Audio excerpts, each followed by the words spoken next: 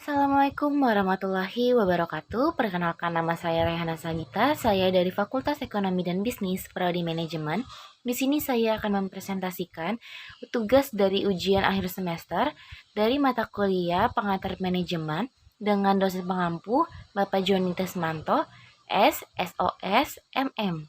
Mengenai manajemen, pengertian kebutuhan sendiri adalah kebutuhan jika diartikan secara bebas merupakan semua hal yang dibutuhkan manusia agar dapat mempertahankan sekaligus mengembangkan hidupnya. Pemenuhan kebutuhan tersebut dapat dicapai dengan mencapai kesejahteraan. Tentunya kebutuhan setiap orang berbeda-beda yang bergantung pada kondisi alam, tempat tinggal, sifat dan karakter individu, gaya hidup, agama, dan budaya. Kebutuhan manusia memang banyak, mulai dari kebutuhan primer yang meliputi pakaian, makanan, dan minuman, dan rumah.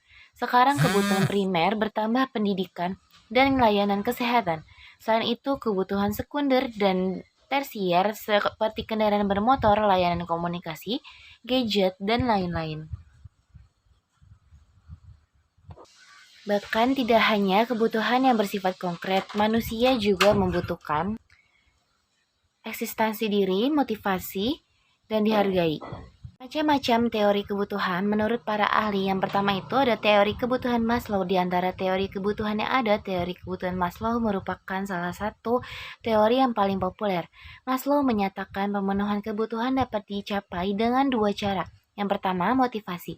Karena adanya kekurangan atau bisa disebut dengan deficiency motivation, motivasi ini mendorong manusia untuk mengatasi masalah dengan menyadari adanya kondisi yang tidak ideal dan harus segera bangkit dari kondisi tersebut. Kedua, motivasi karena adanya keinginan untuk berkembang atau bisa disebut dengan growth motivation. Motivasi ini mendorong seseorang untuk berkembang dan tumbuh sehingga dapat meningkatkan kesejahteraannya. Agar dapat mencapai kesejahteraan seseorang yang harus meningkatkan kapasitas hidupnya. Nah, teori kebutuhan Maslow sendiri dibagi dari beberapa bagian kebutuhan. Yang pertama itu ada kebutuhan fisiologis, atau kebutuhan fisiologis merupakan kebutuhan yang berada pada tingkatan terbawah yang harus dipenuhi oleh seseorang seperti makan, minum, bernafas, dan kebutuhan biologis lainnya seperti tidur, sistem metabolisme yang lancar, dan lainnya. Yang kedua, ada kebutuhan keamanan atau safety needs. Kebutuhan yang berada di tingkat 2 setelah kebutuhan fisiologis adalah kebutuhan akan rasa aman. Lalu ada kebutuhan harga diri. Kebutuhan harga diri merupakan kebutuhan tingkat lanjut apabila social needs telah terpenuhi, manusia membutuhkan self-esteem needs. Kebutuhan harga diri ini menuntut adanya kepercayaan diri, pemenuhan diri, kekuatan keyakinan, dan menghargai diri. Lalu yang kelima, ada kebutuhan aktualisasi diri. Kebutuhan akan aktualisasi diri merupakan kebutuhan yang paling tinggi tingkatannya. Teori kebutuhan Maslow sendiri dibagi dari beberapa bagian kebutuhan. Yang pertama itu ada kebutuhan fisiologis, atau kebutuhan fisiologis merupakan kebutuhan yang berada pada tingkatan terbawah yang harus dipenuhi oleh seseorang seperti makan, minum, bernafas, dan kebutuhan biologis lainnya seperti tidur, sistem metabolisme yang lancar, dan lainnya. Yang kedua, ada kebutuhan keamanan atau safety needs. Kebutuhan yang berada di tingkat 2 setelah kebutuhan fisiologis adalah kebutuhan akan rasa aman. Lalu ada kebutuhan harga diri. Kebutuhan harga diri merupakan kebutuhan tingkat lanjut apabila social needs telah terpenuhi, manusia membutuhkan self-esteem needs. Kebutuhan harga diri ini menuntut adanya kepercayaan diri, pemenuhan diri, kekuatan keyakinan, dan menghargai diri. Lalu yang kelima, ada kebutuhan aktualisasi diri. Kebutuhan akan aktualisasi diri merupakan kebutuhan yang paling tinggi tingkatannya. Lalu ada teori kebutuhan Gardner-Murphy. Gardner-Murphy merupakan seorang psikolog asal Amerika Serikat yang spesialisasinya adalah pada bidang sosial dan personality psikologi. Dan para psikologi, Murphy menjelaskan kebutuhan manusia terbagi menjadi 4 kelompok. Keempat kelompok tersebut adalah kebutuhan dasar, kebutuhan terhadap kegiatan, kebutuhan sensori, dan kebutuhan untuk menolak. Lalu yang ketiga ada teori kebutuhan Virginia Henderson. Nah, yang keempat itu ada teori kebutuhan Henry Mari.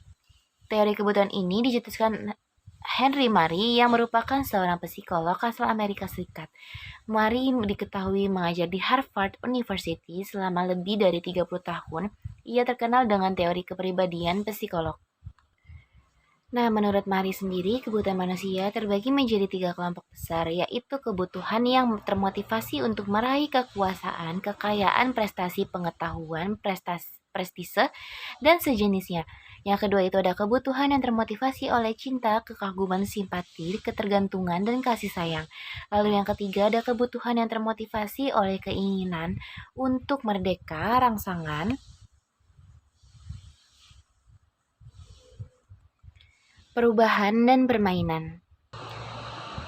Nah, yang kelima itu ada teori kebutuhan Malcolm S. Knowles. Knowles dengan kapasitasnya tersebut menjabarkan bahwa manusia memiliki beberapa kebutuhan, yaitu yang pertama ada kebutuhan fisik, kedua kebutuhan berkembang, yang ketiga ada kebutuhan akan rasa aman, lalu yang keempat ada kebutuhan mendapatkan pengalaman baru. Motivasi dan kepemimpinan dalam organisasi dan manajemen. Pemimpin yang efektif memiliki kemampuan untuk memotivasi orang-orang yang bekerja dengan mereka untuk berperilaku dengan cara yang spesifik dan terarah pada tujuan. Motivasi didefinisikan sebagai memberi energi, mengarahkan, dan mempertahankan upaya karyawan. Tim yang termotivasi untuk bersemangat dalam melakukan tugas. Mereka harus fokus melakukan apa yang penting bagi organisasi. 5 pendekatan untuk memahami motivasi. Yang pertama itu ada kepribadian. Penghargaan intrinsik termotivasi adalah bagian dari kepribadian Anda. Penghargaan ekstrinsik dimotivasi oleh hal-hal di luar Anda seperti gaji, bonus, atau keuntungan pribadi lainnya. Yang kedua ada sikap, tingkat kepuasan kerja Anda. Apakah Anda memenuhi kebutuhan Anda di tempat kerja? Orang yang kebutuhannya terpenuhi di tempat kerja cenderung lebih termotivasi. Lalu yang ketiga ada sistem penghargaan. Apa hasil yang diterima oleh orang di tempat kerja setelah tindakan mereka? Perlakuan yang adil oleh orang lain memotivasi perilaku manusia. Yang keempat ada harapan, keyakinan tentang kemungkinan sukses dan percaya diri. Sebagai dikemukakan sastra Dipor tahun 1998, kepemimpinan berdasarkan perilaku adalah kepemimpinan yang didasarkan atas pengamatan apa yang dilakukan oleh pemimpin. Efektif itulah fungsinya. Kepemimpinan di sini memberikan kelonggaran kepada individu untuk mewujudkan motivasinya sendiri yang potensial untuk memuaskan kebutuhan yang pada waktu bersamaan memberikan sumbangan bagi pencapaian tujuan organisasi. Pendekatan kontemporer mengenai motivasi yang pertama itu ada teori penentuan nasib sendiri. Merupakan teori motivasi yang memusatkan perhatian pada pengaruh yang menguntungkan dari motivasi secara intrinsik dan pengaruh yang merugikan bagi motivasi secara ekstrinsik. Contohnya itu Mercy bekerja di lembaga kemanusiaan dengan sukarelawan menghabiskan 15 jam seminggu atau untuk membantu orang mengadopsi hewan peliharaan. Saya suka sekali dengan pekerjaan itu. 5 bulan yang lalu, Mercy direkrut pada perusahaan menjadi karyawan dengan jam kerja 11 jam per minggu dan mendapat upah 11 US dollar per jam. Akan tetapi, saya tidak menemukan kegembiraan ketika menjadi sukarelawan. Pendekatan kontemporer mengenai motivasi yang pertama itu ada teori penentuan nasib sendiri. Merupakan teori motivasi yang memusatkan perhatian pada pengaruh yang menguntungkan dari motivasi secara intrinsik dan pengaruh yang merugikan bagi motivasi secara ekstrinsik. Contohnya itu Mercy bekerja di lembaga kemanusiaan dengan sukarelawan menghabiskan 15 jam seminggu atau untuk membantu orang mengadopsi hewan peliharaan. Saya suka sekali dengan pekerjaan itu. 5 bulan yang lalu, Mercy direkrut pada perusahaan menjadi karyawan dengan jam kerja 11 jam per minggu dan mendapat upah 11 US dollar per jam. Akan tetapi, saya tidak menemukan kegembiraan ketika menjadi sukarelawan di lembaga kemanusiaan. Lalu yang kedua itu ada teori penetapan tujuan. Ialah suatu teori yang mengatakan tujuan yang spesifik dan sulit dengan umpan balik akan mengarahkan pada kinerja yang lebih tinggi. Kepemimpinan karismatik. Para pemimpin karismatik adalah sosok yang cenderung selfless. Mereka yang justru mengedepankan kepentingan orang lain dan kebaikan bersama ketimbangkan memuaskan ego. Melansir status, berikut adalah daftar karakteristik lainnya yang dimiliki para pemimpin karismatik untuk membujuk orang mendukung divisi mereka. Yang pertama ada aura yang kuat, yang kedua ada keterampilan menjalin koneksi, yang ketiga kemampuan dalam memanage situasi, yang keempat public speaker handal, yang kelima mampu introspeksi diri, yang keenam tekad dan ulet, yang ketujuh rendah hati. Sekian presentasi dari saya, kurang lebihnya mohon maaf. Wabillahi taufik walhidayah. Wassalamualaikum warahmatullahi wabarakatuh.